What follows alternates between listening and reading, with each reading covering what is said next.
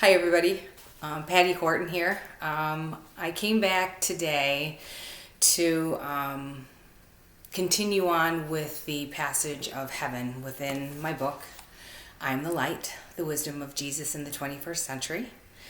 I wanted to present you with a bonus series video because not only is our transition into heaven an opportunity to be reunited with those that we love, it's also an opportunity for our souls to learn and grow from. So yesterday I shared with you about heaven, and for those of you who want to hear the passage read, I asked you to revisit yesterday's video, and then you can come back to today's video if you'd like, and then this is where we move forward with the teachable moment of the passage that was written. So when I talked to you about heaven yesterday, I shared with you the story of my Aunt Dorothy and the visitation, and the story about my cousin when he was little and seeing Uncle Joe in a car and those type of things. And we talked about eternal life and the promises that Jesus made, the reasons why he was born into this world. He becomes the salvation for us. He died for our sins and to grant us everlasting life. So, and I talked to you about my ideas of what heaven is from a child's point of view. You know, we look to heaven and we look to hell, and we figure out where we fall into the grand scheme of things in our beliefs. So, as I go back over this chapter on heaven, which is on page 85. So for those of you who have the book, I invite you to open the book and you can follow along. Otherwise, just sit back, relax, and listen to what I have to share with you. And if you want to write stuff down in your journal, I encourage you to do so.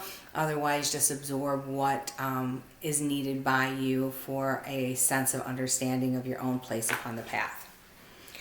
So, I'm going to start here as what happens to us when we cross over and we enter the gates of heaven, right? So, as we enter the gates of heaven, we're entering the spirit realm, and we are instantly prepared for our life's review. This is a graduation of sorts, and when you get to see and feel every aspect of the life you just left. So, one of the things that happens when we cross over is we are given a life review of the life that we just lived. This isn't only indicative to this life. This happens with every life that you live, according to the way that I believe, and I've been guided and gifted information from the spirit world on these things. The other way that I gained insight into understanding this is I did a life between life, past life regression. So I had done some past life regressions, and then I did a life in between life. And it's where I was given information on what happens when we cross over, what happens to our soul, how are we prepared, what do we go through, so forth and so on. And I shared some of that in the writing of the passage called Heaven. So when we get ready to do this life review, just visualize yourself sitting in a grand theater, and you have an angel or a healing guide or somebody that's sitting next to you to assist you with the process of reviewing every single thing that you had done in this life from birth until you drew your last breath.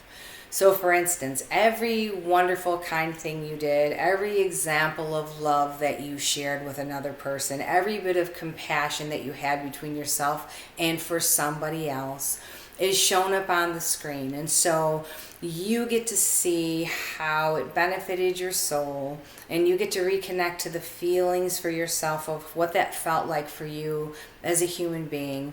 And you also get to see how it helped somebody else, that other person or that group of people that you were doing something for, and how it elevated them. And so you get to experience not only your joy, your own joy and your own success, you also get to experience the joy that you brought to somebody else, for example.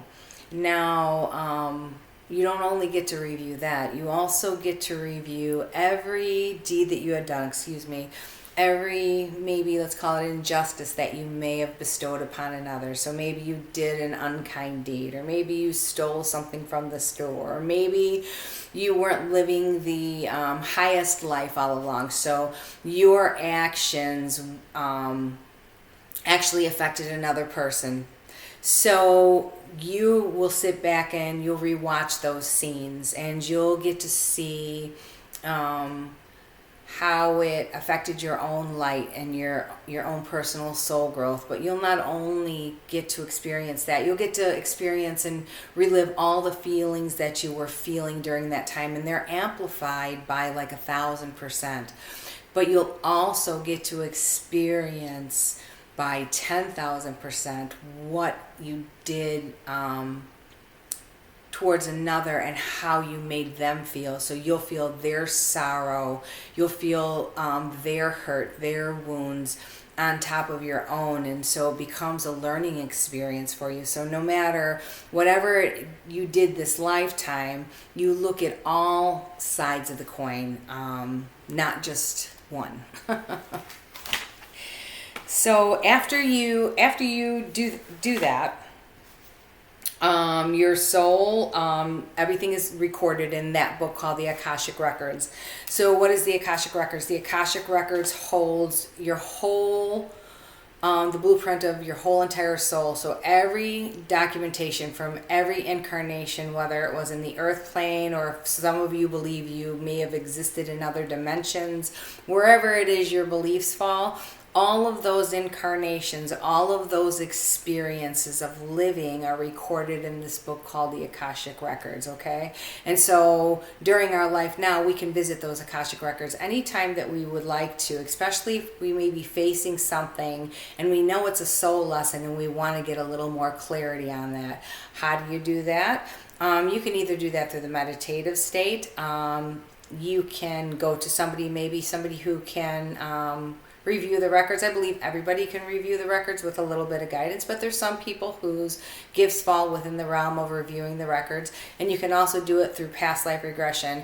One of the ways that I suggest, either you find somebody who's reputable enough that you can trust, that's going to nurture and help you heal through this and move through this with gain a deeper understanding of why you may be experiencing these things.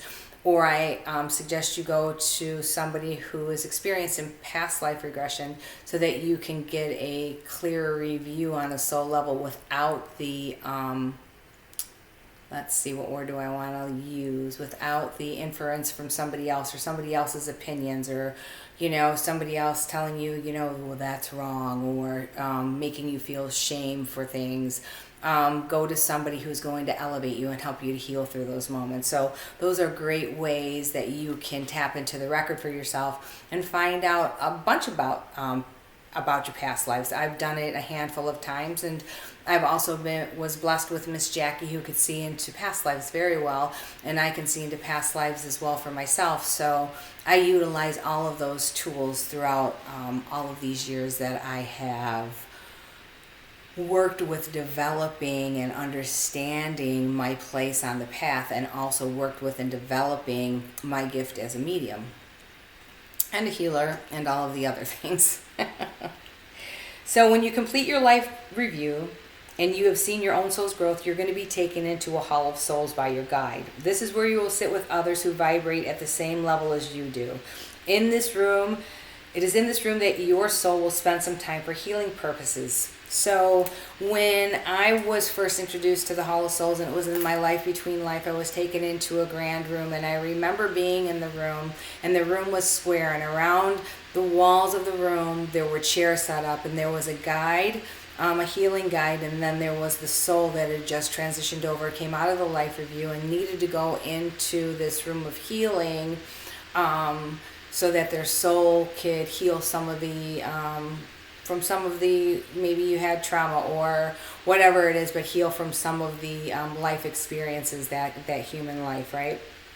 So you just spend some time here. It's kind of like a decompression room, and so you get to move through the motions and decompress and detach from those things that still connect you to your earthly life. That makes sense. So in my room, I remember green, and green is one of my favorite colors. And so when I did this Life in Between Life, I really understood why green was so important to me. And green is also a color of healing. It's also a color of growth, and it's also a color of compassion, and it's also the color of the heart chakra. So the green color really resonated with me, and I really understood why this lifetime green is so important to me. So as you sit in this room and you vibrate, and your soul vibrates, and it moves through all of these things, and it sheds all of the things that it no longer has need of, all of a sudden you're this bright, vibrant light. And as soon as you're this bright, vibrant light, you're escorted out of the room, and you move forward from there. Okay, so this is the place to help you assimilate to the frequency of a new dimension and release your ties to the earth plane. That's what I have written in the book. And everybody's color is going to be unique to them, and unique to their walk, and unique to where they find their soul resonating to, and the level of growth that their soul is on. So when your soul is ready to move on, your guide will take you to the level that matches your soul's vibration. So this is the place where Jesus says, my Father's house has many rooms, and I'm going to prepare a place for you. So this is the place that your soul goes, and then you kind of climb up a ladder. And so there's, see yourself climbing up a ladder, and then the ladder puts you on a platform, and on that platform it vibrates to a color, and all of the souls that are vibrating to that color have something to learn there. So there'll be many different souls on all the different levels. And yesterday I told you about my Aunt Dorothy and how she visited me. Well, and I told you about Aunt Dorothy's desire to be a nun. Well, it was years later, and I was in a meditation, and all of a sudden I found myself visiting the mansion, and the levels and the layers and the levels of growth and enlightenment that people were on. And all of a sudden there was my Aunt Dorothy, and she waved at me, and she said, "Hi, Patty." And I said, "Hi, Aunt Dorothy." And she says, "Look, I'm finally doing the work of my soul." And so when she said that, she was in a congregation of nuns, and they were tilling the soil. And so they were tending to a garden that they had all planted. So it was a communal garden, and I saw lettuce growing, and I saw them using hose to get rid of the weeds so that the plants had the greatest opportunity to grow and thrive. And so that's what she was doing. She was growing and thriving. But I also think that it was twofold for myself, and a reminder for me back then when she did visit me, is to make sure that I tend to my garden, and showing me how important it is to do those things.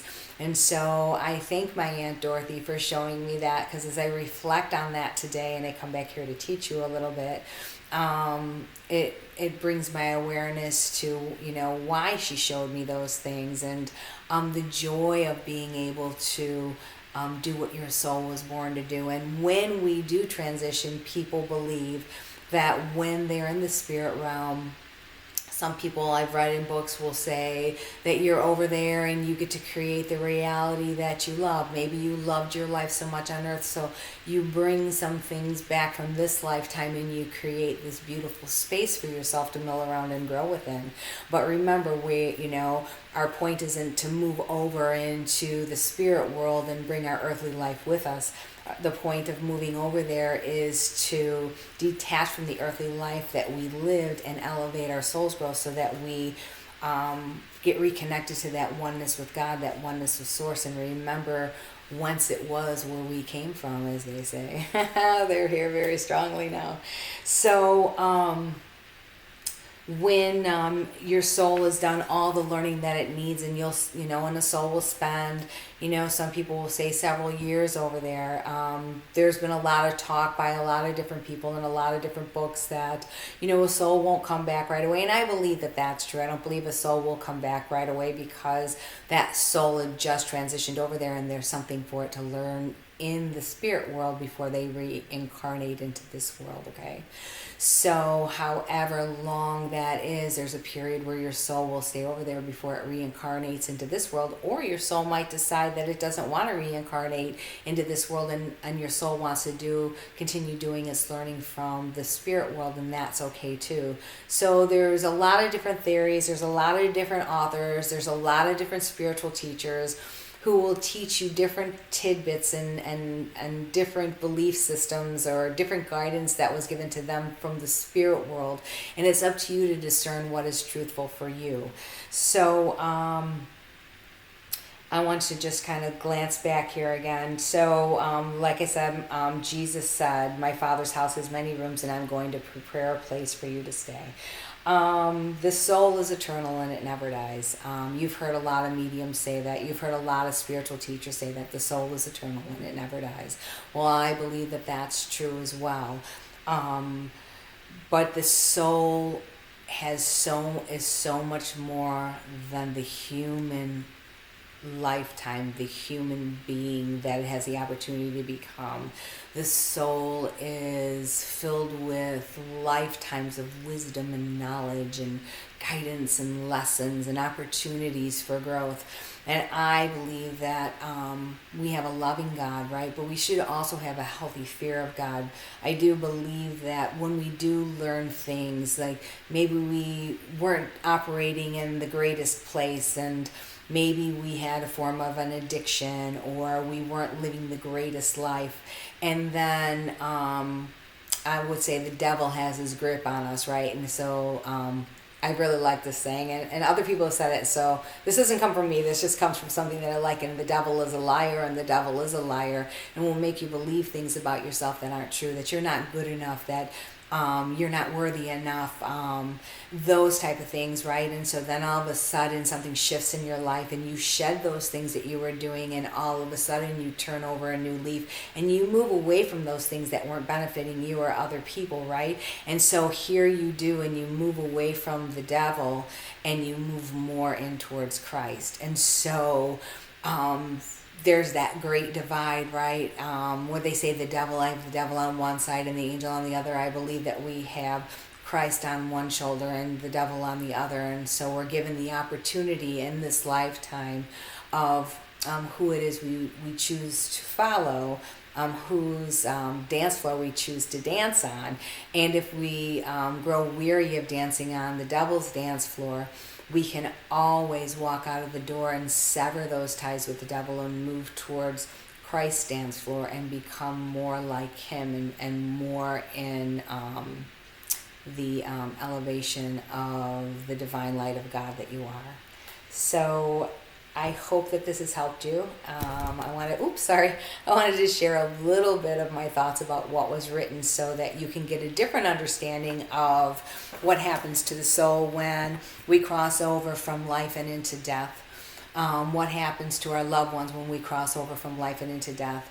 And I'm a firm believer that we're all given the opportunity to walk into the light, depending on where we are at, and our physical mind also connects us to our spiritual heart. So we have to find that fine balance between both, so that we can have a healthy understanding of the living portion of our life and the dying portion of our life, and know that just because one happens doesn't, and it seems so final, it really isn't final, because our soul flies free, and our soul is free to grow. And so there's that level of free will that we're given by the Creator to live this lifetime and others. So I hope that you enjoyed this again, and I look forward to speaking with you next week. Have a great week, everybody, and reflect on heaven, and reflect on where your belief systems are, and maybe do a mini life review while you're living. And if there's something that needs to change for yourself, change it now, and you'll review that when you go over into the spirit world, and you'll see how beneficial it was for you to change those things that weren't really working for you, and they were hindering you, and they were holding you back. So God bless you, and until next time, I'll see you later.